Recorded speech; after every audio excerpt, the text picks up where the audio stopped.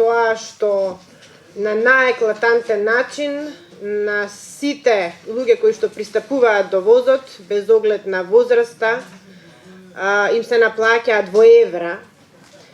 25 евра по лице, при тоа без фискална сметка,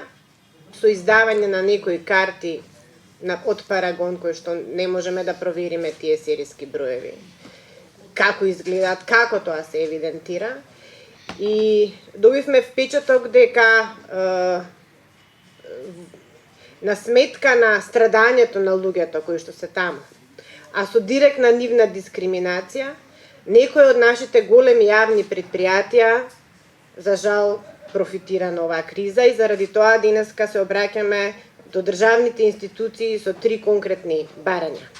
Бараме бегалците кои транзитираат низ Македонија да не бидат дискриминирани и дополнително финансиски оптоварени со екстремно високи цени за користење на услугите од јавниот превоз.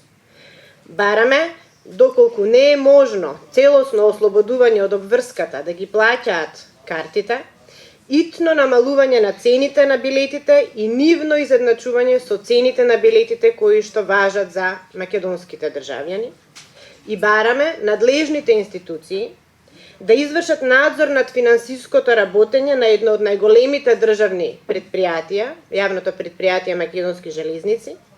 кое со неоправданото зголемување на цените на јавниот превоз за бегалците во јавноста ги зголемува сомнежите дека профитира на маката и страдањето на луѓето кои транзитираат низ државата.